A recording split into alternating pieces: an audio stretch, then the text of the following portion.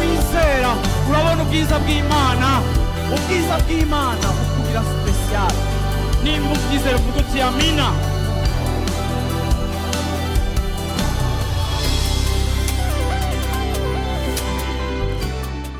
Ndashaka ko twinjira muri iri jambo. Iri jambo ndashaka kurivuga ko ikintu kimwe.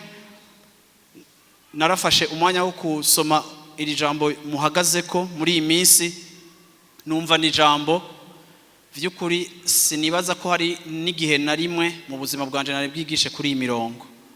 Maze imyaka 27 mvuga ubutumwa, sinari bwavuge kuri iyi mirongo. Ndayiza ariko nta rimwe nari bwayigishe ko. Rero uno munsi nabwiye umwe mu bantumiye nti nukuri iri jambo rirateye ubwoba, iri jambo rirakomeye kandi iri jambo rirahambaye. Yesu ashimwe cyane. Bwana sifuwe sana. Haleluya. Hariho amajambo wumva ukumva arafise uburemere kandi arafise uburyohe kandi arafise ubwaguke. Bwana sifuwe sana. Rero ndashaka kumera nk'ubateguje kandi nk'ubasaba. Ndabizi iyo dufise ibikorane binini biba byateguwe, hari igihe usanga abantu bafise ibintu byinshi bishobora kubasamaza. Integuro, nyambaro, ngene ibintu bisa bishasha vyaje, hakabaho gusamara. Mbwira umuntu wicaye ati ntusamare, kuko kenshi ijambo ry'Imana ritewe muri twebwe, Satani afise ubuhinga bwinshi bwo kugiba akaritwara rikaba impfa gusa, rikaguruka ntihagire ico ritumarira, kuko kumbure hari ibindi vyaje imbere bikadusamaza. Yesu ashimwe cyane. Ariko ndizera ko muri iyi minsi 4 abantu tuzoba turi kumwe, ndizera ko ubuzima bwanyu Imana igiye gusuka igihe gishasha ku buzima bwacu. Yesu ashimwe cyane. Bwana sifiwe sana. Haleluya. Kuko nanje numva iri jambo hari ikintu gishasha ariko irakora mu buzima bwanje. Bwana sifiwe sana. Rero ndashaka ntatevye ko tuza muri iki gitabo ca Petero. Uyu munsi numva ashaka gushiraho urufatiro rw'iri jambo. Haleluya. Kugira ngo twubake inzu ikomeye kandi igenda hejuru, ariko turagomba kubaka urufatiro. Haleluya. Yesu ashimwe cyane. Iyo uri kurumviriza umuntu utaramwumviriza, ushaka kumva yari karaja, ushaka kumva uko avuga, haba ari urusaku rwinshi. Ndirukanye mwemu y'urusaku mu izina rya Yesu Kristo. Haleluya. Ibi bavyita gutegurira ijambo ry'Imana kugira ngo ntihagire ikintu na kimwe kiritwiba. Yesu ashimwe cyane. Haleluya. Ntiwimvire cyane iyo ndiko ndaja, ntunimvire ibyo nshaka kuvuga, naje ntunanyimvire ko. Yesu ashimwe cyane. Wowe uvuga uti Mana muri iyi minsi nshaka guhura na wewe. Yesu ashimwe cyane. Kuko igihe cyose Bibiliya ivuga ngo mwakirana ijambo ritewe muri mwebwe, muryakirana ubugwaneza, kuko rifise ubushobozi bwo kugira gute, bwo gukiza imishaha yanyu. Iri jambo rirashobora gukiza imishaha yacu, iri jambo rirashobora kutubohora, iri jambo rirashobora kudutabara, iri jambo rirashobora kutwugurura amaso, iri jambo rirashobora kutwugurira imiryango. Ijambo ryaravuzwe, imisozi irahagarara, ijambo ryaravuzwe, ibiyaga birashigwaho. Ijambo riravuga ibintu bigahinduka. Asangwa ryaravuzwe, ikirere kikumva. Ndavuze ngo na wewe nta gituma utokumva ico Imana igomba kukubarira, kuko wewe uruta amatwi ikirere cyo kumva ico Imana ikiravuga, kuko uri mu ishusho ry'Imana. Bwana sifiwe sana. Bwana sifiwe sana. Petero wa mbere igice ca mbere. Ngomba guhagarara muri iyi minsi 3 ku mirongo ishika kuri 3. Niyo ngomba kubakira ko imirongo 3 muri iki gice ca Petero wa mbere. Mu gice ca mbere ndagomba duhere ku murongo wa 3 tugeze ku murongo wa 5. Petero avuga ngo Imana y'umwami wacu Yesu Kristo ari yose iragahezagirwa.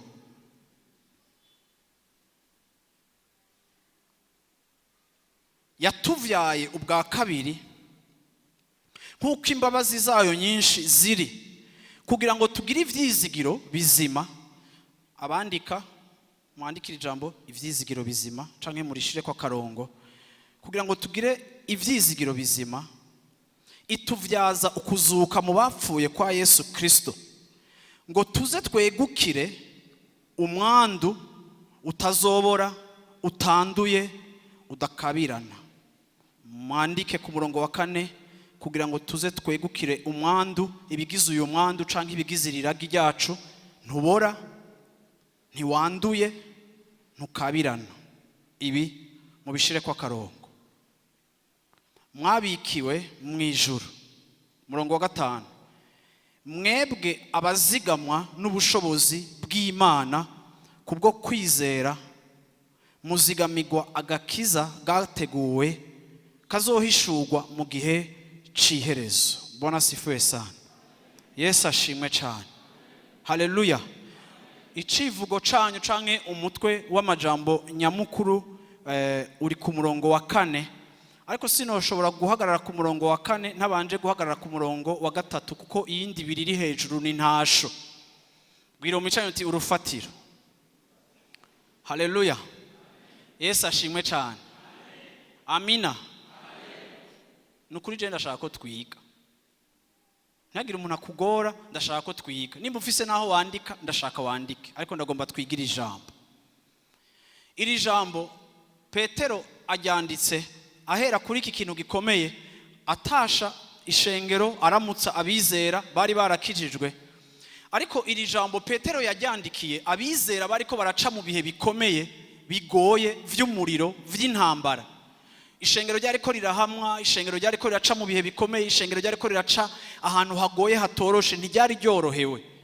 Abantu bari bafise ibibagerageza kandi bibagwanya vyinshi, ariko bakaba barahisemo Yesu.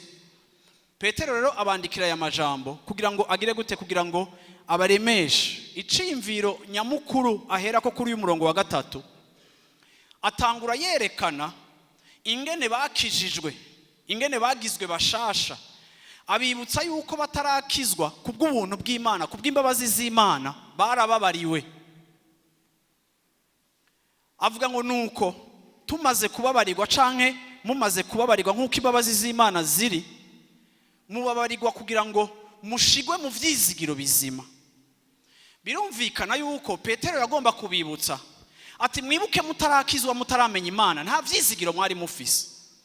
Ivyizigiro ivyo mwari mwubakiyeko, ivyo mwaraba bikaba icizere yuko ejo hanya ari heza, mutarakizwa ivyizigiro byanyu ntivyari bizima.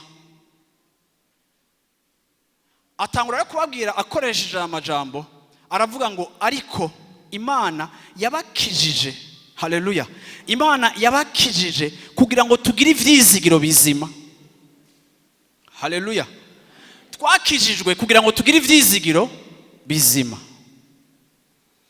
Iri jambo ivyizigiro ni jambo ridusobanurira no kugira ngo aho mu buzima bwawe ugira icizere cejo, aho mu buzima bwawe ubona ko ejo ibintu bizoba bimeze neza, aho mu buzima bwawe wumva yuko ibintu bizocamwe, ibintu bizokoreka, ibintu bizoshoboka, nivyo twita ivyizigiro bizima. Ariko kandi iri jambo ivyizigiro bizima, ikintu ca mbere kiduha ivyizigiro bizima ni ikintu citwa ukuzuka kwa Yesu. Niko arangiza umurongo wa 3 avuga ukuzuka kwa Yesu akava mu bapfuye. Petero harahandi yabivuze mu Bikorinto wewe, arerekana ngo twari kuba tugowe, twari kuba turi n'abamaramaye iyo Yesu atari kuzuka mu bapfuye, twari kuba turabanyuma, twari kuba turabatindi, twari gufuma twikorera ivyaha tukiberaho uko dushaka. Ariko kandi ivyizigiro vyacu vyugariye muri iri jambo yuko Yesu yashoboye kuzuka mu bapfuye. Ivyizigiro vyacu ni bizima kuko bitubwira ngo icarabananiza ariko rupfu Yesu yaragize gute? Yesu yararuvuyemo, ararusohokamwo, ararunesha. Bikaduha rero ivyizigiro yuko nimba yarazutse akanesha urupfu, bikaduha ivyizigiro ko natwe tuzozuka, tuzonesha urupfu. Mu bitugora vyose finale n'igufuri rya nyuma yamara urupfu. Asangwa Yesu yarashoboye kurunesha. Ibibi vyose vyo gushikira, uravyumva, icanyuma cyo gushikira canke cyo kubabaza canke cyo babaza abagukunda n'urupfu. Ariko dufise ivyizigiro yuko no hirya y'urupfu twe tuzosubira kuba bazima, tuzobana nawe ibihe bidashira. Nimba yarera atubwiye ko azozuka hama akazuka ntahereyo, bisobanura yuko n'ibindi vyose yatwijeje niko bizogenda. Iyo ataza kuzuka twari kuba turi mwirinde, tutazi yuko nibisigaye yavuze agiye kutwubakira amazu kwa data tuzohaba. Nta cari kutwemeza yuko ivyo avuga ari ivyo, ariko kuzuka kwiyo mu bapfuye niko kwemeza yuko nibindi vyose yatwijeje, nimba niki kitamunaniye, arico cari carazanye ibiriyo hakavuga ngo ewe warupfu inkomezi zawe zirihe? Asanga yararunesheje, uravyumva, akaruvamo akarusohokamwo. Bisobanura ngo n'ibisigaye byose yavuze, nimba agiye kutwubakira nivyo, nimba azoduha ibitsibo mu ijuru nivyo, nta kintu na kimwe yavuze kitazobaco, kuko icambere yavuze n'ibindi vyabibanjirije, haleluya, vyagenze kujya nyene. Bwana sifiwe sana. Yesu ashimwe cyane. Yo mumfashe nkashuha nkava ngaha ntitugenda, ariko je ndagomba dusubire kandi twiyumvire kuri kino kintu. Vuga uti ivyizigiro bizima. Mwari mubizi bantu b'Imana, ivyizigiro vy'umuntu birashobora kutaba bizima. Iri jambo ivyizigiro bizima ni jambo rikomeye cyane, kuko ridutuma tugira umutima utekanye. Umutima wanje ntutekanishijwe n'ivyo mbona, n'ivyo mfise, n'ivyo namaze gushikako. Umutima wanje utekanishijwe n'ivyo vyizigiro bizima. Igituma nashimye guhera ku murongo wa 3, nuko umurongo wa 4 utubwira ubwoko bw'ivyo vyizigiro ubwo aribwo. Ntibibora, ntibicafura, ntivyandura. Haleluya. Yesu ashimwe cyane. Haleluya. Bwana sifiwe sana. Ntibitituka, ntibicuya. Ayo majambo yose ndashaka kuzoyinjiramo kugira ngo dusobanure, kuko ijambo ryose nukuvuga ngo ku murongo wa 4 rero hagenda kutwereka ubwoko bw'ivyizigiro. Yani ni kusema ibi vyizigiro vyacu bifise ubwoko, bifise akaranga, bifise ico bitekeye. Mwavya bindi mwavuga biza kuja muri fuso. Birafise ico bitekeye, birafise uko bisa, birafise uko vyitwa. Nuko rero avuze ikintu gikomeye, aravuze ngo nuko rero muri Zaburi ya 43, munsomere Zaburi ya 43, uyu muntu yavuze ijambo rikomeye, kuko yari karaca mu bihe bigoye, yari karaca mu gihe cyo kubabazwa. Zaburi ya 43 ku murongo wa 5 haravuga ngo, mutima wanje ni iki gitumye wicurikira, ni iki gitumye umpagararamwo? Niwishimira Imana, kuko nanone nzosubira kuyihimbaza, niyo gakiza ko mu maso hanje, ni Imana yanje. Yesu ashimwe cyane. Abicurikiriye Yesu ashimwe cyane. Abimitima ihagaze mu Yesu ashimwe cyane. Abafisi ibyababaje Yesu ashimwe cyane. Abafisi ibyabagoye Yesu ashimwe cyane. Abafisi ibyapfuye no munsi Yesu ashimwe cyane. Abafisi bimaze iminsi bitagenda neza Yesu ashimwe cyane. Abafisi iminsi batahabona Yesu ashimwe cyane. Abafisi iminsi byashushe Yesu ashimwe cyane. Ndashaka musubire mu uyu murongo. Yesu ashimwe cyane. Kandi ndashaka musubiremo muhagaze nk'abantu bariko baratura ibi vyizigiro vyanyu. Bwana sifiwe sana. Reka ndabwira iki gikorane cyo gukengera Satani. Bwana sifiwe sana. Kini gikorane cyo kwakira ijambo ry'Imana. Kini gikorane cyo kwakira ijambo ry'Imana. Kini gikorane cyo kwakira ijambo ry'Imana. Kini gikorane cyo guhindura ingene wibona. Kini gikorane cyo guhindura ingene wiyumvira. Kini gikorane cyo guhindura ico witeze. Kini gikorane cyo guhindura ingene uzi imbere y'Imana. Hari gihe abantu b'Imana ukubitika, umwansi akakwemeza ko atakigenda, ariko ndaje kubabwira ko uyu mugoroba dufise ivyizigiro bizima. Haleluya. Murasubiranye imanje muri uyu murongo wa 5, muvuga uti mutima wanje ni iki gigutumye wicurikira, ni iki gitumye umpagararamwo? Ni wishimira Imana, kuko nanone nzosubira kuyihimbaza, niyo gakiza ko mu maso hanje, ni Imana yanje. Niyo gakiza ko mu maso hanje, ni Imana yanje. Ewe mutima wanje, ni iki giguteye guhagarara? Ni iki giguteye uruhagarara? Ni iki giguteye guhungabana? Ni iki giguteye kugira ubwoba? Nzosubira mpimbaza. Inyuma y'uruhagarara nzosubira ntambira Imana, nzosubira nduzi ishimwe. Haleluya. Haleluya. Haleluya. Bisobanura ngo, mboni muvuge, bisobanura ngo ivyanje nuguhimbaza, ivyanje nugushima, bitandukanye n'uruhagarara. Bwana sifiwe sana. Urashobora kuvyagira gato mu ntebe. Bwana sifiwe sana. Haleluya. Haleluya. Yesu ashimwe cyane. Ivyizigiro vyacu ni ivyizigiro bizima. iyo umuntu adakijijwe adafise Imana ntibishoboka ko agira ivyizigiro bizima. Mu yandi majambo, iyo umuntu ataramenyana na Yesu, ikintu cyose gituma yumva anezererewe ejo hiwe si kizima, kuko kirashobora gucuya, kirashobora gutituka, kirashobora kuguruka, kirashobora kuma, kirashobora guhungabana. Mwibuke ko uyu murongo wa 3 utubwira ivyizigiro bizima, umurongo wa 4 ukatubwira iragi.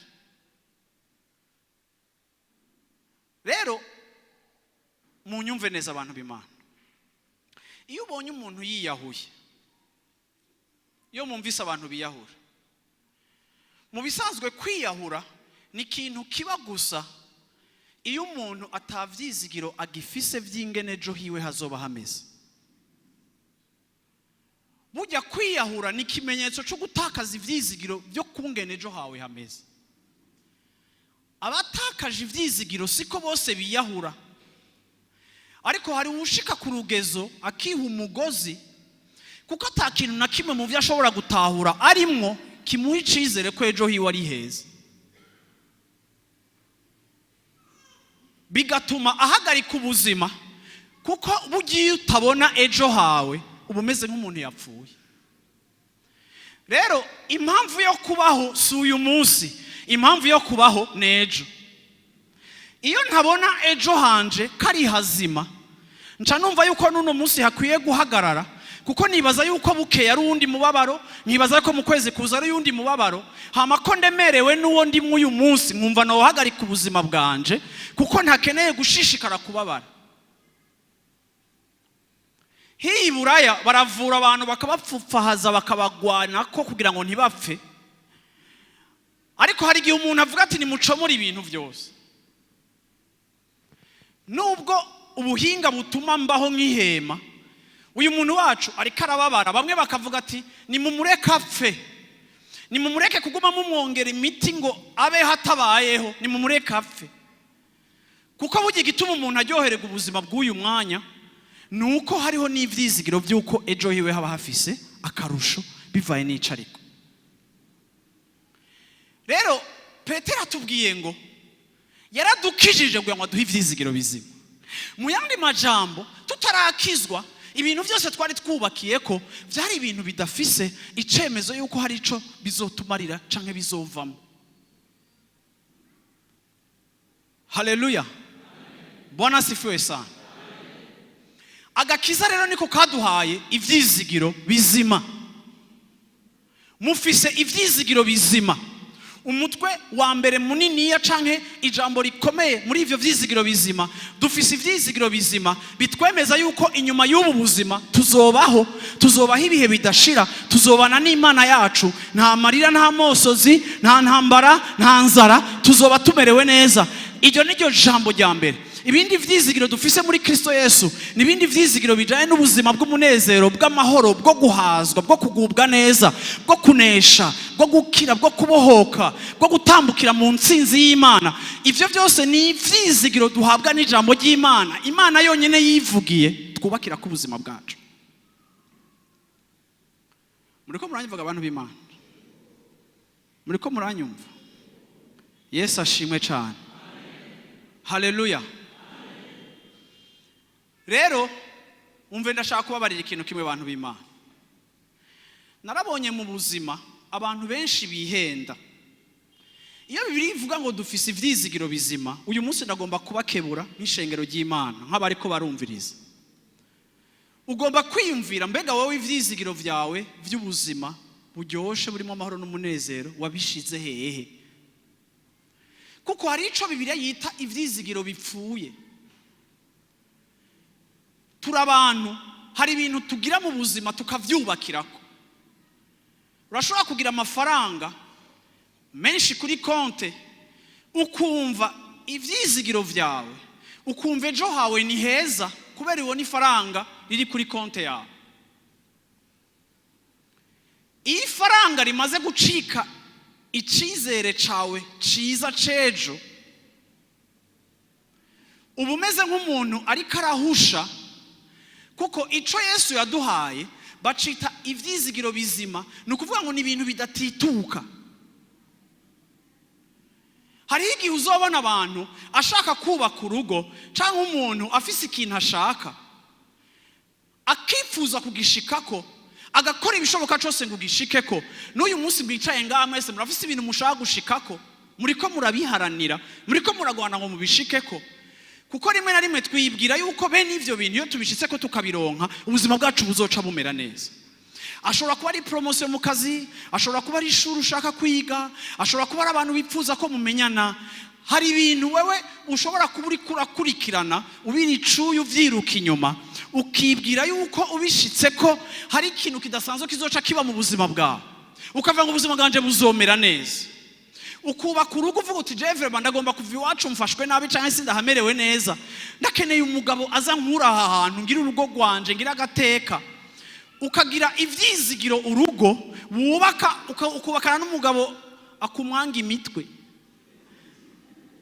Yani ukisanga ico wibaza ngo nico wewe ugiye kuronkeramwo agahengwe, ahubwo ukivanyemo ibibazo biruta ivyo utigeze kugira. Kuko ivyo bavyita ivyizigiro bipfuye. Ivyizigiro twahawe muri Kristo bitwemeza ko ejo hacu ari heza, ariko tutubakiye ku kintu na kimwe gifatika ngo bari ico cotuma twumva ko imitima yacu yubatswe, arico twegamiyeko, arico kiduteye gusinzira. Kuko nta kintu na kimwe tugomba kubakirako kidafise ingene gishobora gutituka canke kigatakaza agaciro canke kigatakaza uburyohe. Muriko murabivuga abantu b'Imana? Uko uranyumva?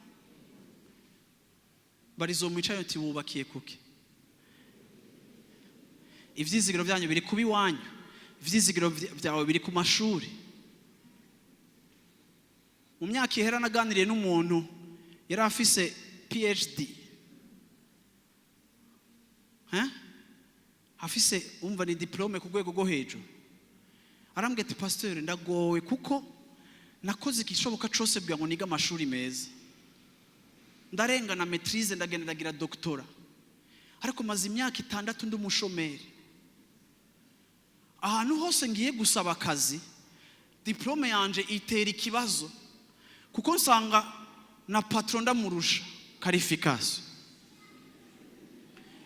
bagaca bambona nk'ikibazo bakanyinuba. Nagenda ntwaye akadiplome ko hasi ngo ninjirire epfo, bagashira muri condition ngo ntituze tumenye ko haro impamyabushobozi wanyegeje, uzoca utakaza akazi. Ati nageze n'ahantu niga kuba umushoferi, niga gutwara taxi, kuko narabuze mu karere kose ahantu ndonka akazi, kandi naracumukuye kugira ngo ndonke diplome. Kuko abantu b'Imana hari igihe bidushikira tugashira ivyizigiro mu kintu bivanye n'ikirere, bivanye n'igihe, bivanye n'imyaka, bivanye n'iki, bishobora gutitugwa n'igihe. Igihe wowe ukibijamwo, igihe ukibibona, wabona umenga nivyo bizokugira igitangaza. Iri jambo rivuga ngo tumaze gukizwa yaduhaye ivyizigiro bizima.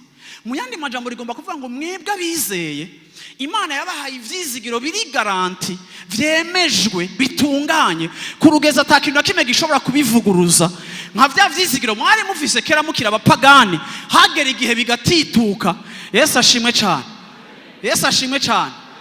Hari abantu mu myaka ya kera babika amazayire bakayabika mu mifuko, mu mwanya muto aracika ubusa. Ikintu cyose cyo mu buzima ushobora kugenda kubakirako kikagira ivyizigiro vyawe, hashobora kugera n'ikindi gihe ivyo bintu nyene bigakubitwa hasi bigahenuka. Turi mu myaka ya coronavirus, isi iriko irahomba, business iriko irahindura aho yimukira, n'ivyahora bifise agaciro bimwe biriko biragatakaza kubera ikiza c'ingwara kitica abantu barenga ibice 2% c'abayigwaye. Ariko ikintu gihitana abantu ibice 2% c'abakigwaye kiranyigagije isi gushika naho amakompanya, amahoteli, inyungu zitagira uko zingana z'abantu ziriko zirahitanwa n'ikintu kitica abantu na 50%. Hari abantu bari baragize imigambi, hari abantu bari barahagurukije ibintu, uyu munsi banki iriko iragenda kubifata. Kubera iki? Kuko ikintu cyose nico wowe uriko urakora nk'umugambi, ndakwinginze mu izina rya Yesu Kristo ntihakagira ikintu na kimwe uzokumva ko mu mutima wawe wakigize ivyizigiro vyawe, ukumva ko cakubereye nk'Imana yawe. Mwibuke yuko Kristo ari we vyizigiro bizima twahawe, arico cyo dukwiye kuryama tugasinzira, tukiyubaka ko tugasinzira, kuko ibisigaye vyose birafise ikintu kimwe kiza gitoya nk'ikiza nka corona kikatitura ibintu byose. N'ivyari bibaza umenga birakomeye, wari wumva umenga ugiye gufata umurongo, mu kanya gato ukabona umenga bicitse nk'amazi. Yesu ashimwe. Bwana asifiwe sana. Imana ishimwe cyane. Haleluya. Yesu ashimwe cyane. Mwari mubiziga abantu b'Imana. Naraganiriye n'umuntu anshingira intahe y'umuganga, intahe yiwe yarakomeye, mushobora kuba mumaze kuyumva. N'umuganga yagize intahe ikomeye mu isi, ntiyari umukristo, yabaye umukristo mu nyuma. Uyu muganga yari umuspecialiste w'ivy'amagufa. No musi naharuye amafaranga yahembwa ku kwezi. Yahembwa amafaranga ku kwezi mu marundi, yahembwa imiliyoni 800 z'amarundi ku kwezi. Yari afise imyaka 43. Umudoktori muri za Singapore, yari akomeye muri Azi. Ayo n'amahera yahembwa tudashizemo amahera bamuhemba akoze ivyigwa canke akoze operation y'amagufa iri en direct. Yahembwa yandi mafaranga atagira uko angana. Umunsi umwe bamutora ingwara agwaye, ingwara imusinzikaje, kuko yarazi ivy'ubuvuzi yavyigiye. Arabaza ati nimumbwire ivyo mwatoye. Yaguye ariko arakora mu bitaro bisanzwe, aragwa, bibaza ati ntiyafunguye, amaze masaha akora. Bamuha ibintu ariko bamushize basanga n'umuntu atana amezi 2 asigaje kugira apfe. Yari afite imyaka 42, akiri umuseribateri, atarubaka. Sindiko ndakanga abatevye, ariko ndiko ndabashinga ntaye wo muntu.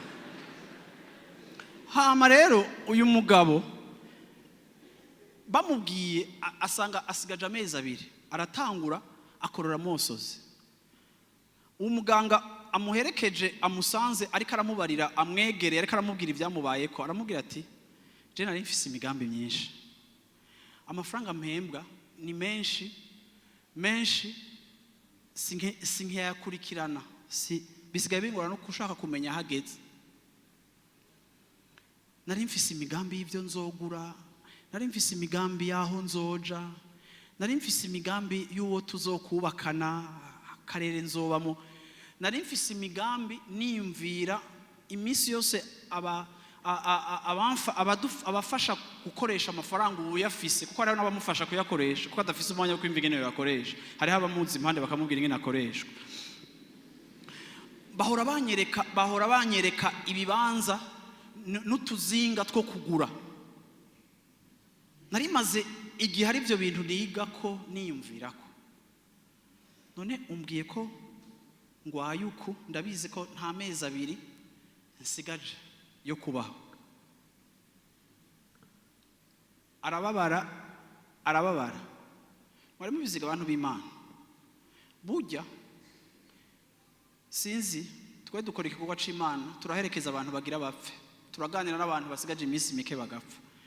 Nukuri nta kintu kigoye nko kubona agahinda k'umuntu atari yibaza ko yobagira ave mu buzima, ariko akabona agira buvemo.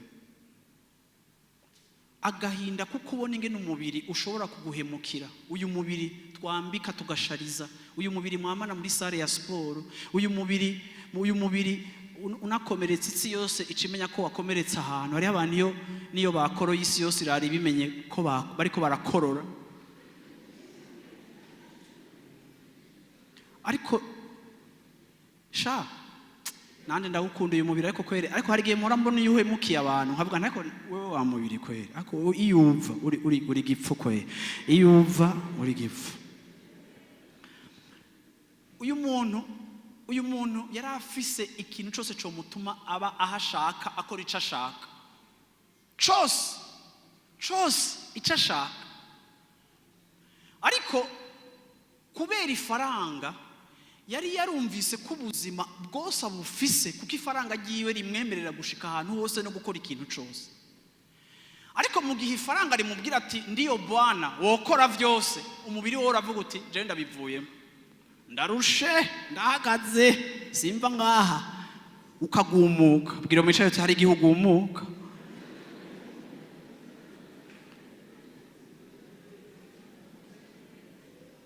Sikuko abantu b'Imana ni bande bariko baranyumva ico riko ndavuga. Ndiko ndashaka kuvuga ngo hari ibintu nita ivyizigiro bipfuye. Kuko wewe ushira inguvu, umviriza, uyu muntu batangura kumuremesha bati ntimundemeshe ndabimenyereye, niko mpora mbwira abagwaye nanje turakorana, musini fente, musini jere, vraiment musini saidie yote na yuwa mundeke.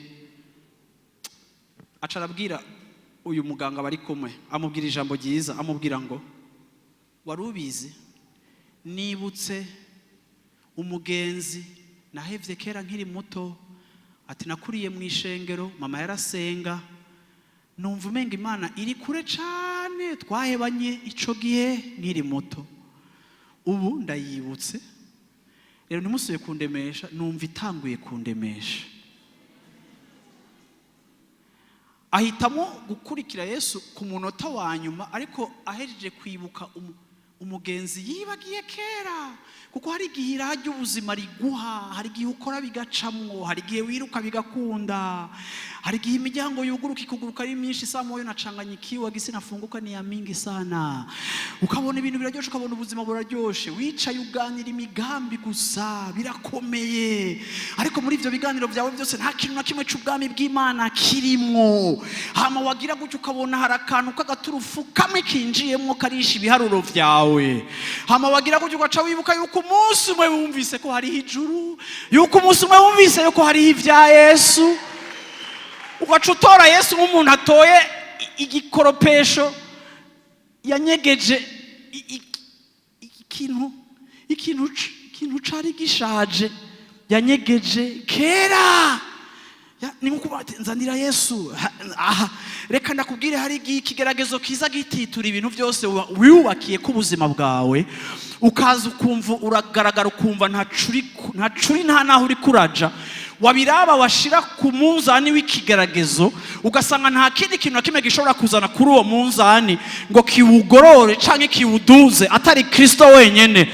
Ugasanga ifaranga ryawe n'ubusa, ugasanga abagenzi n'ubusa, ugasanga icobero cawe n'ubusa, ugasanga ikintu cyose wagerageje guha agaciro no guharanira mu buzima bwawe n'ubusa, ugasanga udushuri wagezeko n'ubusa, ugasanga ibintu byose byacitse ubusa, ugasanga mtu wa gharama ni umoya tu, jina lake ni Yesu.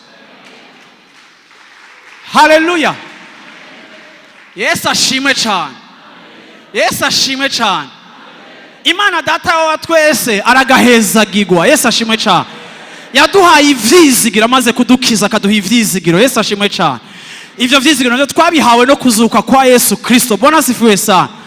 Bantu b'Imana nta kintu kibabaza nk'iyo wihemukiye canke ugahemukirwa n'ikintu washize ko inguvu n'umutima, ariko uje gusanga inyuma y'iminsi ari ubusa, ataco kimaze, atanico co gushikanako.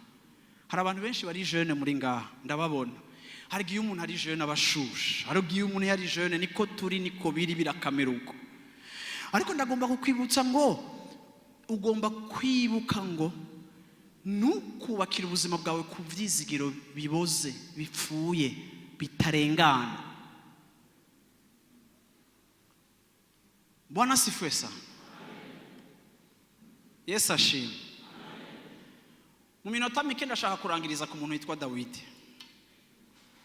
Ikikorana n'umse kari kikorana c'abaririmbyi, Dawidi n'umuntu yarafise umutima wo guhimbaza. Ariko kimwe mu bintu nkundira Dawidi yari umuntu akunda Imana. Mwari mubizi bantu b'Imana, iyo ufise ukuntu wakuze, twega abanyafrika muri rusangi ntitwakuze neza. Hari ibintu byatwononye, hari ibintu byatubabaje, hari ibintu bitagenze neza mu buto bwacu. Hari ivyo twakuze tudafise. Kenshi ico wakuze udafise uragishaka, uragiharanira, ukakibonamwo inyishu, kandi ukavuga uti jewe naragowe kuko ntakuze mfise kijya. Ariko ngenda kwibutse ngo nta kintu na kimwe utazoshikira mu buzima ngo usange yagisanzwe umaze kukironka. Mwari mubizi abashushe Yesu ashimwe cyane. Wari ubizi yuko ikintu cyose ni wagishikira uzosanga gisanzwe? Mwari mubizi? Nufate urabe ikintu cyose uri kurirukankamo wumva ko ugomba gushikako. Ndaguhaye isegonda imwe zibiri ciyumvira. Wakibonye? Urakibona? No muri iki gikorano kuragisengera no kwisonzesha umaze igihe wisonzesha. Haleluya. Bana kubwiye ko hari umuntu asenga ibitangaza bigakoreka. Haleluya. Urondera iki kintu. Akugenda kubwiye ngumviriza nakubwira ikintu kimwe. Birashoboka ko Imana izokiguha. Akugenda kubwiye umaze kukironka uzosanga gisanzwe. Ariko ikintu uronka ntugihage ni Yesu wenyene. Ntumumenyera, ntumuhaga. Ntuzopfa wumvise ko harahananigwa, anatutosha.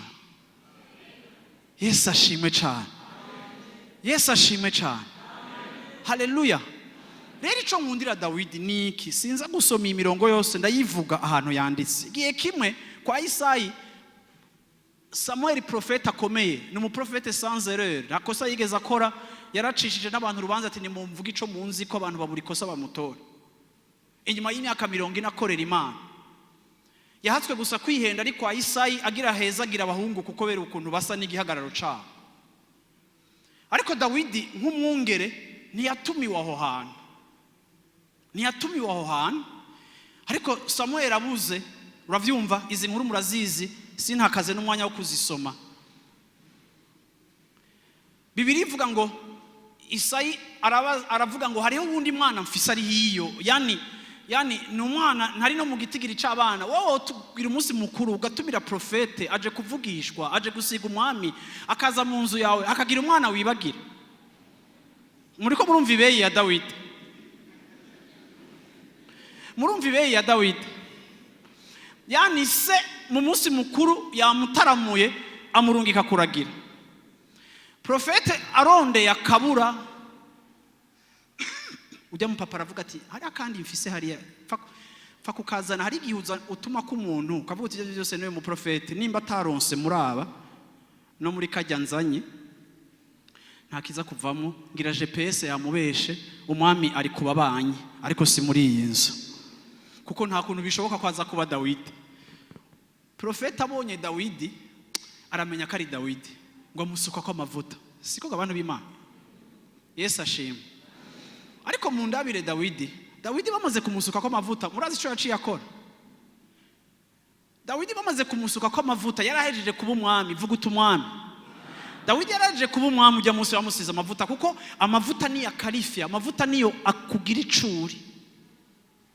Ariko Dawidi bahejeje kumugira umwami aca asubira hehe?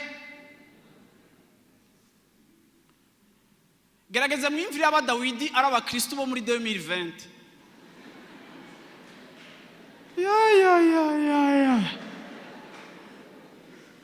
Yani bo gusiga amavuta ukabanza ukamenya ko utaza gutaha uko waje, ukabaza imodoka iri muri parking yariyo. Murabonaga abantu b'Imana, munyemerere nkoresha iri jambo kandi mvuga ijambo ritaryoshe gatoya. Wari ubizi uno munsi ubutumwa bwiza budukundisha ibintu. Igihe ubutumwa bwiza bwari ko burandikirwa iri shengero, aba Petero ariko arabarira b'abanyamibabaro bariko bapfa kubera Yesu, aza baremesha abibutsa yuko hari ivyizigiro bizima. Nukuvuga ngo ico mwashize kwa amaso ntigitituka kandi nikibesha, kandi uwo mwizeye ntazoba akoze isoni, ntazoba maramaza. Nivyaba binakenewe yuko muzova muri ubu buzima muhogwa izina ryiwe, hari ivyizigiro byo kubaho ibihe bidashira. Agerageza kubaho iciyumviro c'ibihe bidashira, agerageza kubumvisha iciyumviro c'ibihe bidashira, akura amaso yabo ku bintu birengana, ashira imitima yabo ku bintu bihoraho vy'ibihe bidashira, kugira ngo mu bibabaro y'ibihe bito bariko baracamwo bagira ivyizigiro mu bidashira, mu bitazohera bishizwe imbere yabo. Uyu munsi ubutumwa bwiza burarengana aba bagabo ba Petero, ubutumwa bwiza burakwira uduce tutari duke tw'isi. ubutumwa bwiza buragira etape igira kabiri kubinjana vyo hejuru. Ubutumwa bwiza butangura gukwira mu bisata byose byo mu isi, muri Afrika, muri Aziya, uduce twose tw'isi dutangura kwigwa mu ubutumwa bwiza za Amerika ya ruguru. Bamwe bagenda batwawe nibi, ubutumwa bwiza buraza buranadushika ko muri Afrika. Ikintu nkunda kubona kandi Imana yanyigishije ku mateka y'isi, igihe cyose ubutumwa bwiza bwama bufise ikinyoma bujana naco. Igihe cyose ubutumwa bwiza bwama buherekezwa n'ibindi bintu bitari vyo, kugira ngo Satani avange ukuri agutobange, bituma abantu bahusha ivy'ukuri. Ubutumwa bwiza uyu munsi ugiye mu gihugu nko muri Canada, uzoza gusanga mu bitutsi batukana mu bisagara nka za Quebec canke za Montreal. Ubutumwa bwiza bwashitse buzi wabo buza mu isura y'ubukoroni, ni gutyo bwaje ni wacu muri Afrika. Ishengero rirakomeretsa abantu hiyo za Canada gushika naho abantu barakubwira nko mu duce tw'aba francophone banka ivy'Imana biteye ubwoba. Niyo batukana Eucharistia ni gitutsi. Ibitutsi vyabo bakoresha amajambo y'ivy'Imana kuko ishengero byarabakomerekeje. Ryaje ari ubutumwa bwiza bwa Yesu Kristo, ariko buherekejwe n'intumbero yo gushira abantu mu buja. Igikoresho ciza ariko kizanywe n'abantu bafise intumbero mbi. Uko niko ubutumwa bwashitse muri Afrika, bigatuma hari abantu bamwe ubutumwa bwiza bwinjiye bubakomeretsa. Ariko uko ariko kose kwaje, uko ariko kose bwashitse n'ubutumwa bwiza. Ivyo buvuga ni ivy'ukuri, nico gituma Satani yitije ivy'ukuri kugira ngo ashike ku ntumbero ziwe. Uyu munsi Afrika irimo ikanguro ridasanzwe. Afrika ntihagikenewe ko hagwira amashengero kuko aragwiriye, ariko uno munsi Afrika igikenewe nuko mu kugwira kw'amashengero muri Afrika hakenewe ijambo ry'ukuri mu ishengero. Kuko Satani abonye ikanguro acazana ukuvangirwa, akazana inyigisho z'ibinyoma. Izi nyigisho uyu munsi zirasize zirononye ibintu. Kuko mu birabe ubutumwa bwiza dukunda n'abantu bakunda muri no myaka, n'ubutumwa bwiza budukundisha isi. N'ubutumwa bwiza butubwira imodoka tuzogenderamo, n'ubutumwa bwiza butubwira amazu tuzobamo, n'ubutumwa bwiza butubwira ibintu, n'ubutumwa bwiza butubwira ngo tanga ucuronka ibi, n'ubutumwa bwiza butubwira ibintu vuga uti ibintu. Iyo uri kurafata ubutumwa bwiza ukaruzana ku rugezo rw'ibintu, reka ndabibutse yuko hari ubutumwa bwiza, nita ubutumwa bwiza bwo mu bukene. Hari ubutumwa bwiza utoja kuvuga muri Arabie Saoudite, babika amadolari mu mazu, mu maetaje, bakabura aho bayashira. Niba bazanira ubutumwa bwiza bw'ibintu, bazohava badahwa. Kuko ibintu babironse batanabwiye ubutumwa babironse Imana yabibahaye. Kuko ijambo ry'Imana rivuga ngo Imana igirira neza abeza n'ababi, Imana igwishiriza imvura abeza n'ababi. Imana yarahezagiye abantu n'abadakijijwe, yarabahezagira baha ibintu. Ndaje kubabwira uno munsi kuri uyu mugoroba ngo ubutumwa bwiza twahawe ni ivyizigiro bizima birarengeye ibintu. Iyo umbwira ubutumwa bunkundisha ibintu, iyo umbwira ubutumwa ukavanga Imana izoguha icubahiro, Imana izogewe, ndabona Imana igiye kuguha icubahiro, kubera ko uranyubaka mu cubahiro Imana igiye kumpa, eske ivyo biramfasha kuja mu ijuru, eske biramfasha guhinduka, eske icubahiro barakijya canke ninakironka. Ariko kuko bimbwira narakengeretse narakubititse, navuga nasema amina kubwa, kubera iki? Kuko narakengerewe, ndakeneye agahengwe nakubahiro nakama.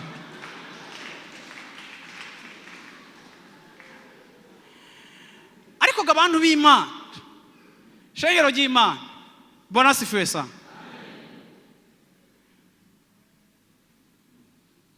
Ndabona ufise amahera, tanga. Ndabona ufise amahera, abantu bagatanga bagahereza ko bugaca ntuyaronke, ukongeramwe ayandi ngo yatanze utayasengeye, ukagenda bakayasengera.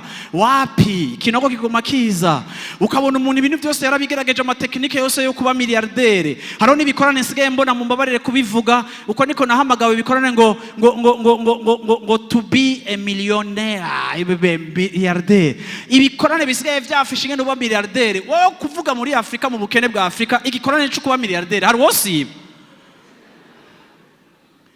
Ariko abantu b'Imana, ivyo bintu nukubaka ivyizigiro bipfuye. kuko uri kunkundisha ibintu nturi kurankundisha wa wundi wampamagaye kugira ngo ico ndondera cyose ndakirondere kugira ngo mfatane nawe menyane nawe nkuko Paulo yavuze ngo nsiga vyose inyuma kugira ngo ndamumenye kugira ngo ndamukurikire kugira ngo ndamufate kugira ngo ndamugumbire. Nshobora guheba vyose. Yari uwo mu muryango wa Benjamin, yari yize kwa Gamariyeri, university ikomeye yo mwisi y'igihe ciwe, yari umugabo akomeye, mukomeresa ari prospere, akavuga ngo vyose ndabisiga kugira ngo ndamukurikire kugira ngo ndamumenye. Mu yandi majambo yari kagenda kengera ibintu ubuzima bwiwe bwigeze guhahamira. Kubera iki abantu b'Imana? Kuko ivyo ntidushobora kuvyubakira ku buzima, kuko biracuya, biratituka, biratakaza agaciro, biratakaza inguvu, birarengegwa, birafise aho bigarukira naho tubikeneye. Sinkeneye rero yuko umbwira ijambo rinyubaka mu bintu, ariko ndakeneye ko unyubaka mu ijambo rinyubaka mu Mana yanje, ariyo vyizigiro bizima bitamara amaza, bidakoze isoni, kandi uwavyugaraniye ko kavyizirikirako ntazopfa maramaye. Iki nico gituma mushobora kubona mu rushengero hasigaye huzuye abantu benshi bababaye, bumiwe, ubwanwa bwafutse umunwa, ntaco batakoze, naho bataroye, ariko gusa basigaye gusa batinya gutuka Imana n'akanwa, ariko mu mitima yabo barumiwe n'iyo Mana, barayihweza bakayira bakavuga ariko Mana wewe koye. Ariko bantu b'Imana munyemere ndababwire ngo si Imana yabahemukiye, ariko mwahemukiwe n'indya zitarizo mwariye zikabaha ivyizigiro bipfuye igihe Yesu yadukijije kugira ngo wewe waduhe ivyizigiro bizima.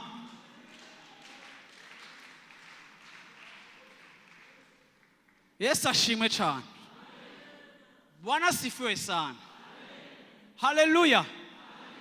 Na Dawidi ndamuhevye. Yesu ashimwe cyane. Nzofuma ndamubandanye ejo. Yesu ashimwe cyane. Haleluya. Uyu munsi turafise ikibazo kuko dushaka kwiyubakira. Baririmbyi mudufashe, muze muradukomporeza n'indirimbo zidutwara mu vyizigiro bizima dufise muri Kristo Yesu. Indirimbo zitubwira Yesu, indirimbo zitubwira gushira amaso yacu kuri we, indirimbo zitubwira kwizigira we, indirimbo zitubwira Yesu. Kuko bantu b'Imana, uwo ni we ntacuya, uwo ni we ntatituka, uwo ni we ntabora, uwo ni we ntananigwa, uwo ni wishengero rikomeye rikeneye. Umviriza, yarabwiye Petero ngo kuri iryo hishurirwa. Umviriza, izi ntumwa bajaye na Yesu imyaka myinshi, ariko Yesu ntiyigeze avuga ngo ngo tumaze iminsi turi kumwe ngo tujana ngo nzobubaka kwishengero ryanje kuko ngo marahevye amafi. Umviriza, bari barahevye n'amafi, baraheba urudandazwa, ariko Yesu ntiyigeze ababwira iryo jambo kugeza umunsi yumva bahishuriye uwo ari we. Ibyo dukora byose muri eglise tutarahishurirwa neza Yesu uwo ari we, théâtre. Bwira umucyo théâtre. Bantu b'Imana, ubutumwa bwiza si ibintu byo kuryosha, si ibintu byo gushusha, si ibintu byo kuduraga abantu. Imana si umudandaje, ntaresha ngo ngaha ngo kaze ngo turazimbutse. Oya, no. Imana irahagaze mu cubahiro cayo, iri iciri, uvyemera utavyemera, uhagarara udahagarara, iciri irakiri, nahaweho kugifata canke kurondera utundi dukino. Yesu ashimwe. Abaririmbyi mwanyumvise, muze muraba n'indirimbo muzana no mu mashengero, kuko vy'ukuri harakeneye na seminere z'abaririmbyi. Murambona indirimbo zimwe nari musanga ari indirimbo zo kuvuga nka zimwe z'abagore bo mu buyenzi bafise ibitenge vyanditse ngo bataniwona. Hariho bene izi ndirimbo baririmba kera zo kuririmba ngo wenye uvu waje ivune wana ivuga gutega basha na atari Imana nyibutse. Ndazi ko mukijije upfa kunterera mfasha. Yani dusigaye dufise indirimbo ngo za elevation, ngo indirimbo ngo bazobazanya ngo niwe ngo siwe, yani indirimbo zishari zo kwihora z'abatuvuze z'abagize gute bantu b'Imana, hagarika izo ndirimbo zirashisha Imana ntizihimbaza Imana. Yesu yaravuze ngo baramvumye barantaye, nimba barabinkoreye namwebwe bazobibakorera, kuko umushumba ataruta sebuja. Singeneye guhagarara ngaho ngo mvuga abanyanka, singeneye guhagarara ngaho ngo mvuge ngo bazobona. Ndabantu b'Imana biragahera mu izina rya Yesu Kristo. Hari ibintu tuzana mu nzu y'Imana biboze, vy'Ivyizigiro biboze. Yesu ashimwe cyane. Ejo nzobananiza ku murongo wa 4 kugira ngo ndababwire ubwoko bw'ibi vyizigiro. Haleluya. Ivyizigiro bitabora. Iri jambo nzorihagarako cyane kutabora. Ariko kandi munyemerere mvuge ngo harageze ko mu nzu y'Imana haba ahantu ho guhimbarizamo Imana no guhicubahira Imana no kurondera Imana no kubaha Imana no guha ishimwe Imana no gukundishwa Imana no gukura mu Mana no kwiyubaka mu vyizigiro bizima bidahemuka, bitaduhemukira, bitatuzaniramo akabonge, bitatuzaniramo kuchanganyikiwa na tuko mu nyumba ya Bwana. Bwana sifiwe sana. Haguruka dusenga Imana. Haleluya. Haleluya. Haleluya. Yesu ashimwe cyane. Yesu ashimwe cyane. Nta muntu numwe uno munsi numva ashaka guhamagara, ko ndashaka twese tugiye gusengera hamwe. Bwana sifiwe sana. Tugiye gushimira Imana kubw'agakiza yaduhaye ivyizigiro bizima. Niryo sengesho nshaka ko tugira. Ndashaka muri kino kibanza humvikana ishimwe. Haleluya. Ndashaka muri kino kibanza humvikane amajwi yishimwe. Aho tuvuga ngo Mana turagushimiye ko waduhaye ivyizigiro bizima. Bitazogera igihe ngo bipfe, bitazogera igihe ngo tubwire ngo urananiwe, bitazogera igihe tubwire ngo mwabaye benshi, ngo sinkibakwiza, ntihazogera igihe ngo uvuge ngo sinanabibonye nani, ngo nari nagiye kugusuma, ntisuma. Nija kugura impuzu, nija kwiga, nija gukora, yo niho riryama. Yesu ashimwe cyane. Bwana sifiwe sana. Yesu ashimwe cyane. Iyo niyo vyizigiro vyacu. Haleluya. Iyo niyo Mana yacu. Haleluya. Uwo niwe tuzokorera, uwo niwe dukunda, uwo niwe dushaka, uwo niwe twakurikiye. Haleluya. Muri we nta kubora, muri we nta kunanigwa, muri we nta kudendebukigwa, muri we nta gucanganyikigwa. Ni mzee wa siku, ni mzee wa siku, ni mzee wa siku, ni mzee wa siku. Haleluya. Haleluya. Yo muduzi ibiganza byanyu dushimira iyo Mana. Lemblo sheteleko teleblo. Haleluya. Haleluya. Turaguhaye icubahiro Mana ikomeye. Turaguhaye icubahiro Mana ihambaye. Turaguhaye icubahiro vyizigiro bizima. Kera nta vyizigiro bizima twari dufise. Vyizigiro vyacu vyari mu bantu, vyizigiro vyacu vyari mu bavyeyi, vyizigiro vyacu vyari mu vyo twiga, vyizigiro vyacu vyari mu ifaranga, ivyizigiro vyacu vyari mu bo tuzinanye, vyizigiro vyacu vyari mu butsore bwacu, ivyizigiro vyacu vyari mu bintu, ivyizigiro vyacu vyari aho turi, ivyizigiro vyacu vyari mu bintu vyinshi, kuko tutari bwakumenye. Ariko tumaze kukumenya, tumenye ivyizigiro bizima bidahora bidendebukigwa, bidahora bihera, vyamaho ibihe vyose. Tumenye ivyizigiro bizima atari vy'ubuzima gusa, ariko vy'ibihe bidashira. Turaguhaye icubahiro kuri uyu mugoroba, turaguhaye icubahiro kuri uyu mugoroba. Wewe Mana waduhamagaye, wewe Mana waduteye iteka, wewe Mana watugendereye, wewe Mana waduhaye ingabire y'agakiza, wewe Mana watwiyeretse, wewe Mana watumenyesheje agakiza kawe, wewe Mana watumenyesheje urukundo rwawe. Turagushimira ko wadukijije, turagushimira ko waduhaye ingabire y'agakiza, turagushimira ko muri wewe twaharonse ivyizigiro, turagushimira muri indwi yacu ya kino gikorane yuko amashimwe yawe ayo tuzokuzanira agiye gutuma ibintu bikoreka, agiye gutuma iminyororo y'abamwe icika, agiye gutuma hari akabonge kahava, agiye gutuma duhindukiza amaso yacu tukayavana ku vyizigiro bipfuye twari dufise, tukayavana ku bitari vyo, tukayashira kuri wewe. Mana mfasha kutihenda, Mana mfasha kutaraba uitarico. Mu gihe ca Mose abariwe n'inzoka, haleluya, barabiyindi inzoka yamanitswe bagakira.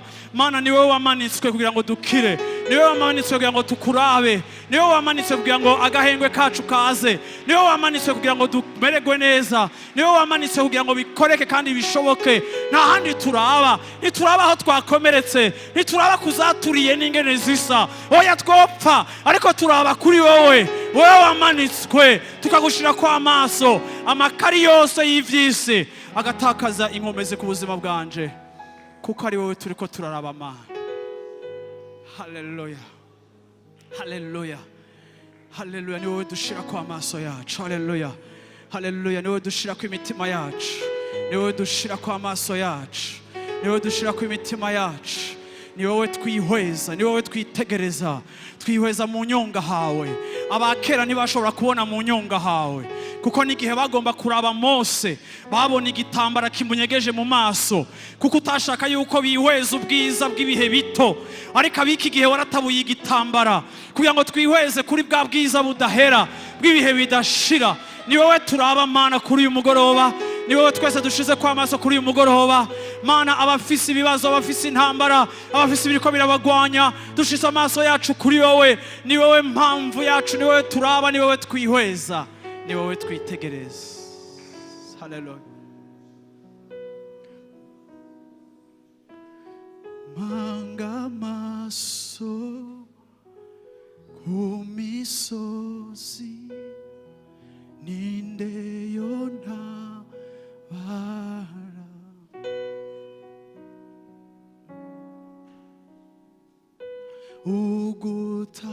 Ugutabangwa kuviwawe, wewe muremyi. Mwami ni wewe ngomba, mwami ni wewe ngomba, Ivyizigiro vyanje niwe gusa senga. Niwe Mana dushira kwa amaso yacu Mana, tugushize kwa amaso yacu kuri uyu mugoroba Mana, dushize amaso yacu kuri uyu mugoroba. Cubaro gishishikare kubicawe Mana, shimwe rishishikare kubicawe Mana. Haleluya. Abantu b'Imana bavuge ngo amen. Haleluya, haleluya. Imana ibahezagire.